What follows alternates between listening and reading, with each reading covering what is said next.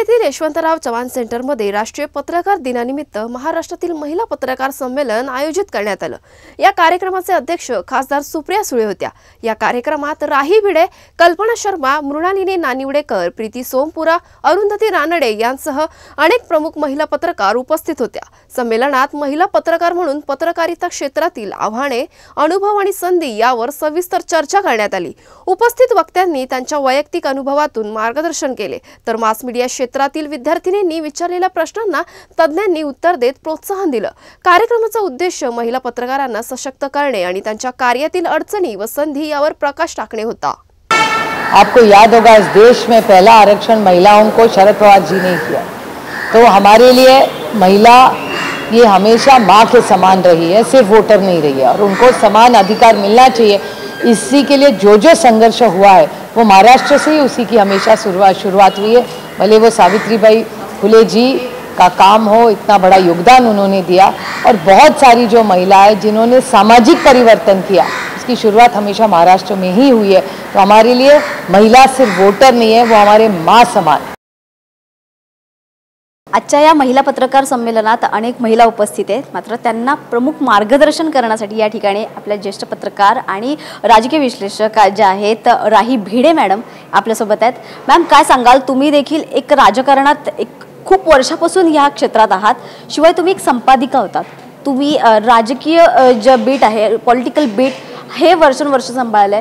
महिला म्हटल्यानंतर soft bit सांभाळणार, त्यानंतर तुम्ही एवढा वर्ष म्हणजे आत्ता कुठेतरी बदल होतोय, मात्र तुम्ही त्या काळापासून काम करताय ज्या वेळेस इतकं कॉमन नव्हतं महिलांचं या पत्रकार क्षेत्रात असणं। कशा प्रकारची आव्हानं तुम्हाला आली आणि अजूनही वाटतात आहेत? जेव्हा पत्रकारिता करीत असताना काही गोष्टी मनात आपल्या ठेवल्या पाहिजेत की आपण नेमकं काय करतोय, कशासाठी करतोय। कारण पत्रकारिता इतर कुठल्याही विषयासाठी नाही आहे, पण तिचं वेगळेपण आहे। म्हणजे इतर लोक जसे थोडंसं काही कुठे एखाद्या कंपनीत नोकरीला जाईल, कुठल्या तरी एखाद्या आस्थापनेमध्ये जाईल, तर त्या ठिकाणी जाऊ शकतात जनरली सगळे लोक। पण पत्रकार व्हायचं, मग पत्रकार व्हायचं म्हणून जायचं की नोकरी मिळवायची म्हणून जायचं, ह्या दोन गोष्टी महत्त्वाच्या आहेत। तर जेव्हा आपण ठरवतो की आपल्याला पत्रकार व्हायचं आहे, मग पत्रकार म्हटल्यानंतर पत्रकाराची जी सगळी बंधनं येतात ती सगळी बंधनं ती एक सामाजिक जबाबदारी आहे आणि एक नैतिक जबाबदारी आहे। आपल्याला जे काही करायचं असेल ते आपण त्याकडे पूर्ण लक्ष देऊन आणि जितका वेळ आपल्याला देता येईल त्याला तितका देणं आपल्याला भाग असतं। कारण नाहीतर मुली जास्त पत्रकारितेमध्ये काय येत नाहीत, तर संसाराची जबाबदारी असते आणि त्या आल्या तर 10 ते 5 नोकरी काही त्यांना मिळत नाही। म्हणून मग त्यांना त्या ज्या येतात त्या आपलं ज्यांना काही ध्येय आहे समोर, अशा महिला तिथे टिकून राहू शकतात। आणि इतकी वर्ष आता आम्ही तर खूप 20-25 वर्ष संघर्ष केला। की संघर्ष कशासाठी केला? की आपली नैतिक जबाबदारी, आपली सामाजिक जबाबदारी आपण पूर्ण केली पाहिजे, हे ध्येय ठेवून केलं। त्याच्यामुळे आपण जास्त अचीवमेंट करू शकलो। स्त्रियांकडे बघण्याचा दृष्टिकोनच मुळातच एक वेगळ्या प्रकारे असल्यामुळे बऱ्याचदा आपण एक स्त्री ज्या वेळेस एखाद्या पदावर जाते, एखादी गोष्ट अचीव करते किंवा तिला एखादी संधी मिळाली जाते, त्यावेळेस सामाजिक दृष्टिकोनातून थोडा बरा दिसणाऱ्या स्त्री असतात, त्यांना एक वेगळी आव्हानं सामोरं जावं लागतं। कारण त्यांच्याही बऱ्याचदा कर्तृत्वावर क्वेश्चन केलं जातं कधी कधी, की तुम्हाला कामामुळे नाही तर तुम्हाला स्त्री असल्यामुळे किंवा तुम्हाला अशा दिसण्यामुळे या प्रकारची संधी मिळते वगैरे। तर अशा देखील आव्हानं येतात आणि ही देखील मानसिकता आहे। खरं ही एक पुरुषी मानसिकता आहे। त्याला असा मुद्दाम काही जर्नलिझममध्येच असं होतं असं नाही। कुठेही कामाच्या ठिकाणी 10 ते 5 नोकरी करायला जातात त्या, तिथे सुद्धा त्यांना ह्या अशा गोष्टींना तोंड द्यावं लागतं। आता कुठेतरी चित्र बदलताना दिसतंय। महिला ज्या आहेत त्या खरं तर खूप प्रामुख्याने पुढे येताना दिसत आहेत. तर हा बदल, हा अशा प्रकारचा बदल, त्यामुळे अशा प्रकारचे संमेलन आहे हे विशेषतः पुरुषांसाठी देखील आयोजित करणं गरजेचं असं वाटतं. हां, आज जे यशवंतराव सेंटरने महिला संमेलन आयोजित केलेलं आहे ते खरं फार महत्त्वाचं आहे आणि अतिशय चांगल्या दूरदृष्टीने सुप्रियाताईंनी हा निर्णय घेतलेला होता की आज आपण अखिल भारतीय पत्रकारिता दिनाच्या निमित्ताने आपण एक महिलांचं संमेलन घेतलं पाहिजे. मग असं म्हणतात तुम्ही की खूप पत्रकार ह्याला पत्रकार महिला येतात.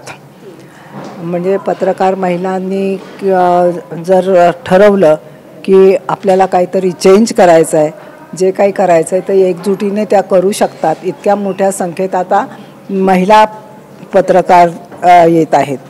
पण त्या ज्या खूप सध्या कुठे आहेत त्या फक्त शहरामध्ये आहेत. म्हणजे शहरामध्ये मोठ्या संख्येने महिला पत्रकार यायला लागलेल्या आहेत. म्हणजे आता नाशिक झालं, पुणे, संभाजीनगर, मुंबई तर आहेच. तर ह्या सगळ्या मोठ्या म्हणजे मेट्रो सिटीमध्ये महिला पत्रकार येत आहेत. पण त्या कितपत म्हणजे किती जास्त आहे आणि जास्त असून केवळ भागणार नाही तर त्यांच्यासाठी कार्यालयामध्ये आणि बाहेरसुद्धा वातावरण चांगलं पाहिजे. महिला पत्रकार झाले आणि मग आता 10 ते 5 नोकरी करू असा प्रकार नाही आहे. त्यांनी मन लावून आपल्या कार्यालयामध्ये काम केलं पाहिजे आणि त्या सर्व महिला पत्रकारांना सांभाळून घेण्याची जबाबदारी ही आपल्या ज्यांच्या आयोजकांवर आहे. हे झालं पाहिजे की आजकाल काय होतं की तुमच्याकडे लक्ष असतं की कशी काम करते, तर तशी काम काही करत नाही, कामच चांगलं करत असते. फक्त तुमचा बूस्ट देण्याची गरज आहे. म्हणजे तुम्हाला त्या महिलांना तुम्ही त्यांच्या बघण्यामुळे कॉन्शियस होतो आपण की आपण बरोबर करतो, कशा पद्धतीने बघतात, काय बघतात. हे जे काही आपले कार्यालयामध्ये बसलेले असतात तर कार्यालयात बसलेले आणि कार्यालयाच्या बाहेर ह्यांच्यामध्ये सुद्धा फरक आहे. कार्यालयामध्ये बसलेले आहेत त्यांना टाईम टू टाईम तुमच्याकडून फीडबॅक पाहिजे, ते तुम्ही दिलंच पाहिजे. त्याच्यात तुमची त्याच्यात कोण नसतं. खरं तर पत्रकार म्हणून हेच आव्हान असतं की तुम्ही तिकडे स्त्री पुरुष नसता. तुम्हाला ज्या वेळेस तुम्ही ती जी कर्तव्य आहे ती पूर्णपणे पार पाडणं, ते पण कुठल्याही एक्सक्युजेस न देता ते महत्त्वाचं असतं. कारण अगदी पत्रकाराकडून तेच अपेक्षित असतं. पत्रकारांकडून अपेक्षित असतं. आपलं चॅनल चांगलं झालं पाहिजे. चॅनलमध्ये इतरांच्या, कारण कॉम्पिटिशन कुठे आहे? कॉम्पिटिशन तुम्हाला कार्यालयात नाही. म्हणजे तुम्हाला जर वाटत असेल की ही काम असं चांगलं करत नाही की तो करत नाही किंवा म्हणजे ही कार्यालयीन जी स्पर्धा आहे ती नसते. आपली स्पर्धा असते ती बाहेर असते. बाहेरच्या सगळ्या चॅनलबरोबर आपली हे असतं आणि त्या कॉम्पिटिशनमध्ये तुम्ही उतरलात तरच तुम्ही काहीतरी चांगल्या पद्धतीची पत्रकारिता करू शकाल. आणि आजकाल तरुणांमध्ये इतका उत्साह आहे आणि तरुणांना जास्तीत जास्त चॅनलला जायचं असतं. शेवटचा प्रश्न आहे, ही खरं तर स्त्रीवादी कुठलाही संघर्ष नसून हा खरं तर समानतावादी संघर्ष आहे असं वाटतं का? हा समानतावादीच आहे. कारण आपण काय त्यांच्याबरोबर कॉम्पिटिशन करायला निघालेलं नाही आहोत. त्याच्यामुळे काय काही हा तर समान संधी त्यांना मिळतच असते. खरं सांगायचं म्हणजे तुम्ही सगळेजण जर चांगल्या प्रकारे काम करत असाल तर तुम्हाला समान संधी तुमच्याकडे चालूनच येईल, त्याबद्दल काही शंका नाही. नक्कीच. धन्यवाद मॅम. तर अशा प्रकारे एक खरा पत्रकार कसा असावा यासाठीचा हा संघर्ष आहे आणि त्यामुळे हो रहा है क्या हो रहा है प्रॉब्लेम. तर अशा प्रकारे खऱ्या प्रकारे महिला पुरुष हा वाद नसून एक खरा सच्चा पत्रकार कशा पद्धतीने काम करायला हवा आणि त्यात येणाऱ्या आव्हानांना न जुमानता त्याला सामोरं जाऊन कशा प्रकारे एक उत्तम पत्रकारिता करता येईल यासाठी खरं तर या अशा प्रकारच्या संमेलनाचं आयोजन करण्यात आलेलं आहे. आणि या कुठल्याही आव्हानांना न जुमानता आपण खरी पत्रकारिता करणं गरजेचं आहे, असाच संदेश जो आहे या संमेलनातून दिला जातोय. आजच्या पत्रकार परिषदेत पत्रकार संमेलनामध्ये अनेक महिला ज्या पत्रकार आहेत ज्यांनी आपापला ठसा उमटवला आहे या पत्रकार क्षेत्रांमध्ये, त्याच्यातल्याच काही महिला पत्रकारच्या प्रमुख या ठिकाणी मार्गदर्शक देखील होत्या, त्या देखील उपस्थित आहेत. मॅम, काय सांगाल तुम्ही आजच्या या पत्रकार परिषदे अशा प्रकारे संमेलन आज भरवलं गेलंय, महिलांना येणारे आव्हानं जे आहेत या क्षेत्रात त्याबद्दल चर्चा केली गेलेली आहे. एक सॉफ्ट न्यूजकडे महिलांना सर्रासपणे पाठवलं जातं, मात्र त्या तितक्या रिस्पॉन्सिबल नाही आहेत. एक तर मेंटली आणि फिजिकली दोन्ही गोष्टीकडून, त्या शारीरिक दृष्टिकोनातून पण आणि मानसिक दृष्टिकोनातून पण त्यात तेवढ्या आव्हानं झेलू शकणार नाही अशी एक मानसिकता तयार झालेली आहे.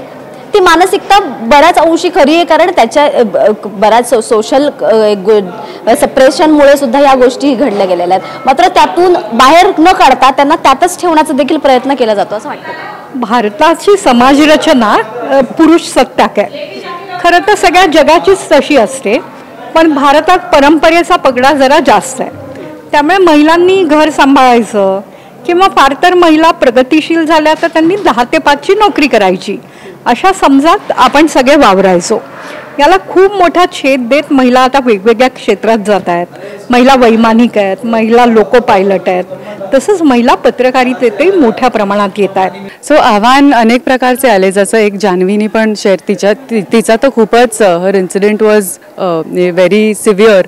पण वेगवेगळ्या प्रकारचे एक महिला पत्रकार आपण जेव्हा फील्डवर जातो तेव्हा म्हणजे की देर आर सर्टन इन्सिडेंट्स की ऑफलाईन अब्यूज, आता ऑनलाईन अब्यूज, हे सुद्धा मुद्दे आहेत. की जेव्हा आता मी पॉलिटिक्स कव्हर करते तर इनिशियली जेव्हा मी करायला लागले पॉलिटिक्स कव्हर, जेव्हा बरेच कदाचित पॉलिटिशियन्सना तेव्हा मी नवीन होते फील्डमध्ये, तर मला असे अनुभव आले जेव्हा मला अनकम्फर्टेबल वाटलं. तर त्या पर्टिक्युलर मोमेंटला तुम्ही काय करता की म्हणजे आयदर यू फील की हे जाऊ द्या, आपण ह्याच्यात नको पडूया, because you take it home, की म्हणजे there are men who will come you and ask की तुमचं लग्न झालं आहे का, घरी कोण कोण आहे, how is your married life, म्हणजे it's not really any of their business.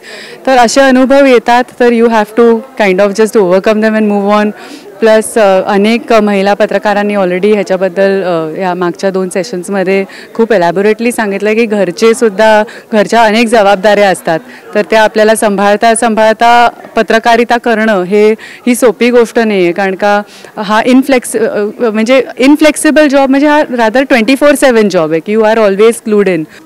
तसं तर पत्रकार क्षेत्रामध्ये महिला असणं आमच्या जिल्ह्यामध्ये तर नकोच आहे, पण तरीसुद्धा त्या जिल्ह्यामध्ये मी मागच्या 11 वर्षापासून मेनस्ट्रीम मीडियासोबत, डिजिटल मीडियासोबत सुद्धा काम करते. आव्हानं खूप आहेत.